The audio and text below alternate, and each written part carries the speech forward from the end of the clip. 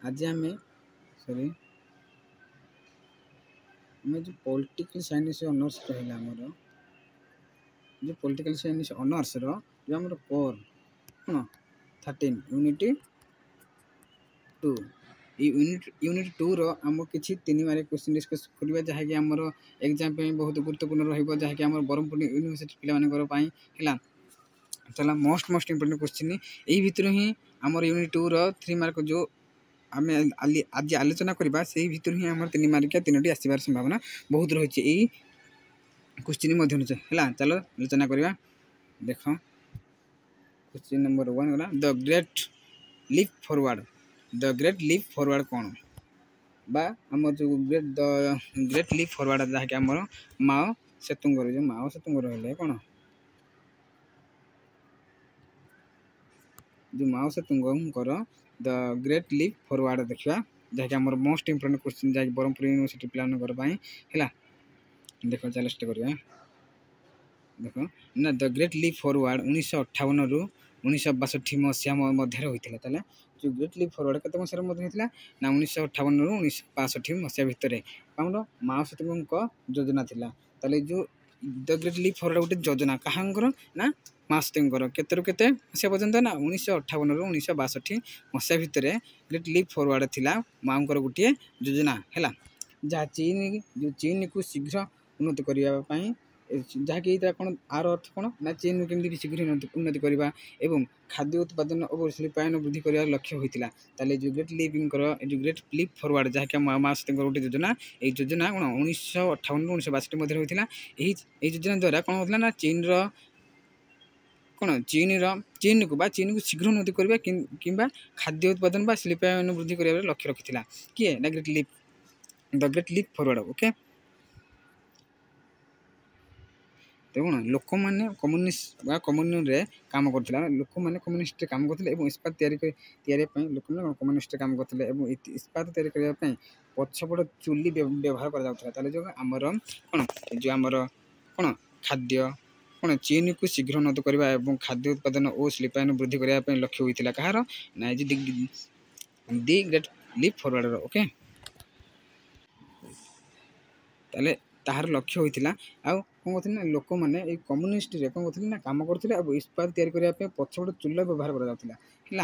तार खराब योजना कौन खराब योजना खराब कृषिवृत्ति एवं इस्पात समय नष्ट हवा फल कौन करता ना फसल विफलता एवं दुर्भिक्ष हो जाता जहाँकि लक्ष लक्ष लोक ना मृत्युवरण घटा यही अभियान चीन अर्थनीतिक क्षयक्षति पहुँचाई एवं बहुत दुख देता कौटा ना जो आम रहा खराब योजना खराब कृषिवृत्ति एवं इस्पात समय नष्ट होगा फल फसल विफलता है दुर्भिक्ष होता जहाँ लक्ष लक्ष लोक मृत्यु घटा यही अभियानटा कौन करता ना चीन अर्थनीतिक क्षति पहुँचाई बहुत दुख देता कौटा ना आम जो great leap forward okay clear second question पढ़ा ना माओ सेतुंग जन आंदोलन कौन जन आंदोलन धारणा जो माओ सेतुंग जन आंदोलन धारणा विषय देखिए ये गोटे आम मोस्ट इंपोर्टेंट क्वेश्चन है देख ये आंसर देखा ना माओ सेतुंग योजना आंदोलन धारणा यार मूल भावना हूँ कौन जो योजना आंदोलन योजना माओ सेतुंग जो जन आंदोलन पीपुल वार जो रहा पीपुल्स वार्सटा हूँ कौन एक मूल भावना हूँ कौन यह मूल भावना कौन पूरा कह मूल भावना जन आंदोलन धारणार मूल भावना हूँ कौन लोक मान शक्ति सामूहिक कार्य द्वारा बड़ परिवर्तन अणाई तार मूल भावना हूँ कौन लोक मान शक्ति और सामूहिक कार्य द्वारा बड़ परिवर्तन अणाई यही धारणा मुख्य ध्यान दि जाए यही धारणा कौन मुख्य ध्यान दि जाए जे साधारण लोक मान संगठित कौन ना साधारण लोक मान संगठित करवा कौन ना साधारण लोक मान संगठित करवा एवं से राजनैतिक आउ सामाजिक कार्य अंशग्रहण कराइबा यह हूँ कौन ये जन आंदोलन धारणा जन आंदोलन धारणा हूँ मूल भावना हूँ कौन लोक मान शक्ति और सामूहिक कार्य द्वारा बड़ परिवर्तन कर कौन कर धारणा द्वारा कौन ये जन आंदोलन धारणा द्वारा मुख्य ध्यान दि जाए ये जन आंदोलन कौन जन आंदोलन द्वारा मुख्य धारणा दि जाता है जहाँकि लोक मान संगठित कर एवं से राजनैतिक सामाजिक कार्य अंशग्रहण कराइब है एइबा ओके तापर एई धारणा माने कोन जन आंदोलन धारणा बा पीपुल्स वार हो कोन पीपुल्स वार धारणा हो कोन आधार रे धारणार आधार रे कोन माओ माने के हमर जो माओ सेतुंग तांको जनता को कुर्सी शिल्प एवं एकाठी काम करिया पे प्रेरित देथिले करथिले ताले एई धारणा द्वारा कोन करथिले जो माओंकर जनता को कुर्सी शिल्प एवं एकाठी मिसी करी काम करिया पे प्रेरित करथिले दि ग्रेट लीप फॉरवर्ड ओ सांस्कृतिक विप्लव माओंकर जन आंदोलन धारणा कोन उत्पाद ताले कहला कोन द ग्रेट लीप फॉरवर्ड आ कोन सांस्कृतिक विप्लव जे माओंकर जन आंदोलन रो गुटे उत्पादक हला क्लियर ताले द ग्रेट लीप फॉरवर्ड ओ सांस्कृतिक विप्लव कोन माओंकर जन आंदोलन रो गुटे उत्पादक हे जो जन आंदोलन धारणा रो गुटे उत्पाद पूरा पूरा ना the great of power sorry the great leap forward ओ सांस्कृतिक विप्लव हो हला एटा कोन माओंकर जो जन आंदोलन धारणा रहला तार गुटे उत्पाद हला यार लक्ष्य थिला जे कोन चीन रो अर्थनीति एवं सामाजिक व्यवस्था रे शीघ्र परिवर्तन करो ताहले ए जो हमर रहिला कोन पीपुल्स वार लक्ष्य थिला जे कोन ना चीन रो अर्थनीति जो एवं सामाजिक व्यवस्था रे शीघ्र परिवर्तन आनिया पे तार लक्ष्य थिला हला क्लियर तापर 3 नंबर क्वेश्चन पडिया माओ ऑन न्यू डेमोक्रेसी तले माओंकर न्यू डेमोक्रेसी बा न्यू डेमोक्रेसी तले नूतन गणतंत्र चिंताधारा आज माओंकर 1940 रे होइथिला हला प्रकाशित होइथिला माओंकर न माओ सेतुंकर हला चलो डिस्कस करिया देखो माओ सेतुंक नूतन गणतंत्र चिंताधारा थिला जे गणतंत्र माने लोक मान शक्ति मतामत को सम्मान देवा यार अर्थ होउछि लोक माने तांकर निज जीवन और समाज परिवर्तन रे अंशग्रहण करवा और राजनैतिक दृष्टिकोण रे प्रभाव पकाइबा हला देखो माओ सेतुंग जो माओ सेतुंगर नूतन गणतंत्र चिंताधारा थिला जे ए जो नूतन गणतंत्र चिंताधारा कोन चिंताधारा थिला ना जो गणतंत्र माने कोन गणतंत्र माने होछि कोन लोक मानकर शक्ति मतामत को सम्मान देवा जो तार गणतंत्र मान्य हो कोन ना जो लोक मान रहले से मानकर शक्ति आ मतामत को सम्मान दे थाए कि गणतंत्र चिंताधारा नूतन गणतंत्र चिंताधारा हला यार अर्थ हो कोन देखिया हो जे कोन ना लोक माने तांकर निजर जीवन जो लोक मान रहले से मानकर निजर जीवन और समाज परिवर्तन रे अंशग्रहण करवा देखे लोक माने कोन निजर जीवन और समाज परिवर्तन रे कोन अंशग्रहण करवा और राजनैतिक दृष्टिकोण रे प्रभाव पकाइबा हो तार अर्थ ओके तापर माओ यहाँ को एक सामाजिक संप्रति बोली कही माओ यहाँ कहते गोटे सामाजिक संप्रति बोली कही किए ना माओ सेतुंग जन कही जे माओ सेतुंग यहाँ को कौन कही ना एक सामाजिक संप्रति बोली कही जहाँ से विश्वास करते किए माओ सेतुंग विश्वास करते लोक जदि एकाठी हुई काम करेंगे लोक एकाठी हुई काम करेंगे से एक साधारण कौन साधारण समाज बनई पारे लोक मैंने एखादी मिसिक काम करेंगे ताहले कौन करेंगे से ना साधारण समाज बनई पारे बोली विश्वास करते यह तांकर शक्ति को लोक मान हाथ में देवा यह तांकर शक्ति को कौन करे लोक मान हाथ में देवा और देशर प्रतिष्ठा कर उद्देश्य थिला ताहले यह तांकर शक्ति को लोक मान हाथ में देवा एवं देशर प्रतिष्ठा कर उद्देश्य थिला ओके देखिए आर देखो सरल भाषा के लिखा सरल भाषा देखिए आम कौन देखो यहीटा भी लिखले ठीक है ये पटे भी लिखले ठीक है देखो सरल भाषा कौन देखिए बुझा देखो ना माओ को नूतन गणतंत्र चिंताधारा थिला जे कौन थिला जो माओ को नूतन गणतंत्र चिंताधारा कौन तांकर थिला चिंताधारा थिला कौन चिंताधारा थिला से देखिए ना लोक माने आपणकर शक्ति द्वारा राजनीति मान लोक मान निजर शक्ति द्वारा कौन करेंगे ना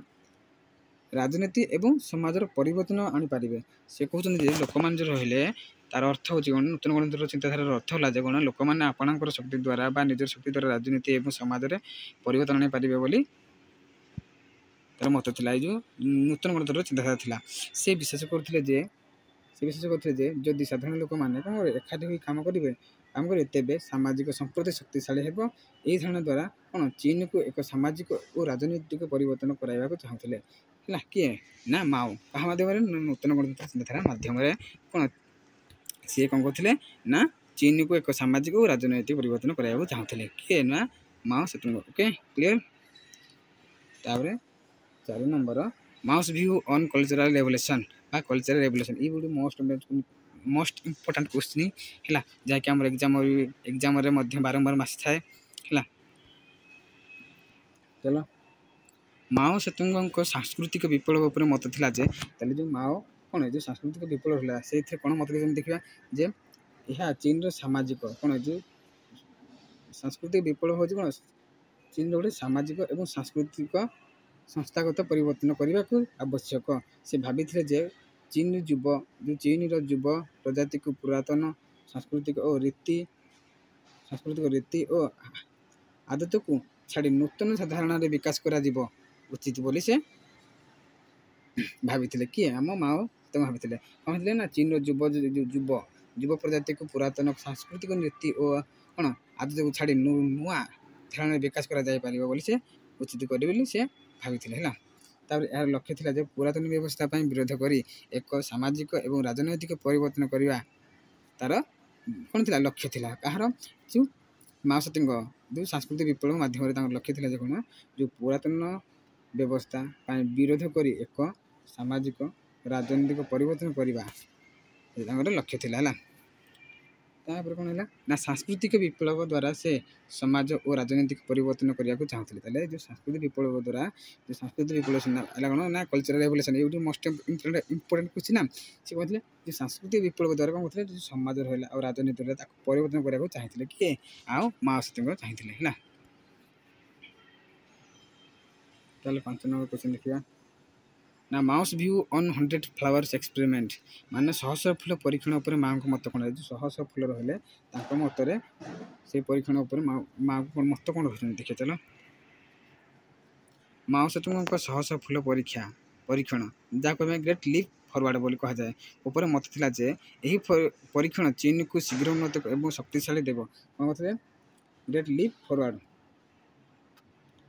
ଉପରେ ମତ ଥିଲା ଯେ ଏହି ପରୀକ୍ଷଣ ଚୀନକୁ ଶୀଘ୍ର ଉନ୍ନତି କରିବ ଏବଂ ଶକ୍ତିଶାଳୀ ଦେଶ କରିବାକୁ ସହାୟକ ହେବ। ସେ ଭାବିଥିଲେ ଯେ ଯଦି ସମସ୍ତ ଲୋକ ଏକାଠି ହୋଇ କାମ କରନ୍ତି ତେବେ ଗ୍ରେଟ୍ ଲିପ୍ ଫରୱାର୍ଡ଼ ଦ୍ୱାରା ଚୀନର କୃଷି ଶିଳ୍ପ ଓ ଅର୍ଥନୀତିକୁ ବୃଦ୍ଧି କରାଯିବ। ଦେଖ ମାଓ ସେତୁଙ୍ଗଙ୍କ 100 ଫୁଲ ପରୀକ୍ଷଣ ଯାହାକୁ ଆମେ କ'ଣ ଗ୍ରେଟ୍ ଲିପ୍ ଫରୱାର୍ଡ଼ ଉପରେ ମତ ଥିଲା ବା 100 ଫୁଲ ପରୀକ୍ଷଣ ଉପରେ ମତ ଥିଲା ଯେ କ'ଣ ଏହି ପରୀକ୍ଷଣ ଚୀନକୁ ଶୀଘ୍ର ଉନ୍ନତି କରିବ ଏବଂ ଶକ୍ତିଶାଳୀ କରିବ ହେଲା, ଦେଶକୁ ଶକ୍ତିଶାଳୀ ଦେଶ କରିବାକୁ ସହାୟକ କରିବ। ଏବଂ ସେ ଭାବିଥିଲେ କିଏ ଭାବିଥିଲେ ନା ମାଓ ସେତୁଙ୍ଗ ଭାବିଥିଲେ ଯେ ଯଦି ସମସ୍ତ ଲୋକ ଏକାଠି ମିଶିକରି କାମ କରିବେ ତେବେ ଗ୍ରେଟ୍ ଲିପ୍ ଫରୱାର୍ଡ଼ ଦ୍ୱାରା ଚୀନର କୃଷି ଶିଳ୍ପ ଅର୍ଥନୀତି ବୃଦ୍ଧି କରାଯାଇପାରିବ ବୋଲି ସେ ମତବ୍ୟକ୍ତ କରିଥିଲେ। ଓକେ, ତାର ତଥାପି ଏହି ପରୀକ୍ଷଣ କ'ଣ ରିଆଲିଟିରେ ବା ବାସ୍ତବରେ ଏହି ପରୀକ୍ଷଣ ବା ଯେଉଁ 100 ଫ୍ଲାୱାର୍ସ ଯେଉଁ କହିଲା ସେଇଟା ବାସ୍ତବରେ କ'ଣ ଅସଫଳ ହେଲା। ସେଇଟା କ'ଣ ହେଇଥିଲା ନା ବାସ୍ତବରେ ଅସଫଳ ହେଲା। ଆବଶ୍ୟକତା ଅନୁସାରେ ଏହା ଖରାପ ଯୋଜନା ଥିଲା। କ'ଣ ଆବଶ୍ୟକତା ଅନୁଯାୟୀ ଏହା ଗୋଟେ ଖରାପ ଯୋଜନା ଥିଲା ଯାହାକୁ କ'ଣ ଦୁର୍ଭିକ୍ଷ ଓ ମରଣକୁ ନେଇ ଆସିଥିଲା। ଦୁର୍ଭିକ୍ଷ ଓ ମରଣକୁ ନେଇ ଆସିଥିଲା। Okay, clear. ଲାଷ୍ଟ କ୍ୱେଶ୍ଚିନ୍ ଦେଖିବା mouse view on class struggle ଶ୍ରେଣୀ ସଂଘର୍ଷ ଉପରେ ମାଓଙ୍କ ମତ କ'ଣ? ଓକେ, ମାଓ ସେତୁଙ୍ଗଙ୍କ ଶ୍ରେଣୀ ସଂଘର୍ଷ ଉପରେ ମତ ଥିଲା ଯେ ତାହେଲେ ଯେଉଁ ମାଓ ସେତୁଙ୍ଗଙ୍କ ଶ୍ରେଣୀ ସଂଘର୍ଷ ଉପରେ କ'ଣ ମତ ଥିଲା ଯେ କ'ଣ ଥିଲା ନା ଶ୍ରେଣୀ ସଂଘର୍ଷ ହେଉଛି ସାମାଜିକ ପରିବର୍ତ୍ତନ ଓ ଆଦାନ ପ୍ରଦାନର ଏକ ମୁଖ୍ୟ ଉପାୟ। ତାହେଲେ କ'ଣ ଯେଉଁ ଶ୍ରେଣୀ ସଂଘର୍ଷ ଗୋଟିଏ ହେଉଛି କ'ଣ ନା ସାମାଜିକ ପରିବର୍ତ୍ତନର ଓ ଆଦାନ ପ୍ରଦାନର ଗୋଟିଏ ମୁଖ୍ୟ ଉପାୟ ବୋଲି ସେ କହିଛନ୍ତି। କିଏ? ମାଓ ସେତୁଙ୍ଗ କହିଛନ୍ତି ଏଇ ଶ୍ରେଣୀ ସଂଘର୍ଷ ହେଉଛି ଗୋଟିଏ କ'ଣ ନା ସାମାଜିକ ପରିବର୍ତ୍ତନ ଓ ଆଦାନ ପ୍ରଦାନର ଏକ ମୁଖ୍ୟ ଉପାୟ। ସେ ବିଶ୍ୱାସ କରୁଥିଲେ ଯେ କିଏ ବିଶ୍ୱାସ କରୁଥିଲେ? ମାଓ ସେତୁଙ୍ଗ ବିଶ୍ୱାସ କରୁଥିଲେ ଯେ ଶ୍ରେଣୀ ସଂଘର୍ଷ ଏହି ଦେଶର ମୁଖ୍ୟ ସାମାଜିକ ଶକ୍ତିଗତ ତତ୍ତ୍ୱ ଅଟେ। ତାହେଲେ କ'ଣ ଶ୍ରେଣୀ ସଂଘର୍ଷ ହେଉଛି ଦେଶର ମୁଖ୍ୟ ସାମାଜିକ ଶକ୍ତିଗତ ତତ୍ତ୍ୱ ଅଟେ। ସେ ବ୍ୟକ୍ତିଗତ ଶକ୍ତି ଏକାଧିକ ଶ୍ରେଣୀର ଅସମାନତା ଓ ସମ୍ପତ୍ତିର କ'ଣ ସମ୍ପାଦନକୁ ଏହା ସଂଘର୍ଷ ରୂପେ ଦେଖୁଥିଲେ। କାହାକୁ ସଂଘର୍ଷ ରୂପେ ଦେଖୁଥିଲେ ନା ବ୍ୟକ୍ତିଗତ ଶକ୍ତି ଏକାଧିକ ଶ୍ରେଣୀର ଅସମାନତା ଆଉ ସମ୍ପତ୍ତିର କ'ଣ ସମ୍ପାଦନ ଏହାକୁ ଏହିସବୁକୁ କ'ଣ ସଂଘର୍ଷ ରୂପେ ସେ ଦେଖୁଥିଲେ। କିଏ? ନା ମାଓ ସେତୁଙ୍ଗ। ତାପରେ ମାଓଙ୍କ ମତାମତ ଅନୁସାରେ ମାଓ ସେତୁଙ୍ଗ ଅନୁସାରେ କ'ଣ କଲା ନା ଶ୍ରେଣୀ ସଂଘର୍ଷ ରାଜନୈତିକ ଅସମାନତା ଶକ୍ତି ଏବଂ ସମ୍ପତ୍ତିକୁ ସମାନ ଭାଗରେ ବାଣ୍ଟିବାକୁ ଉଦ୍ଦିଷ୍ଟ ଥିଲା। ତାହେଲେ ଶ୍ରେଣୀ ସଂଘର୍ଷ କ'ଣ ନା ରାଜନୈତିକ ଅସମାନତାର आउ राजनैतिक असमानता शक्ति एवं संपत्ति को समान भाव बांटिया उद्दिष्ट थिला। Okay clear.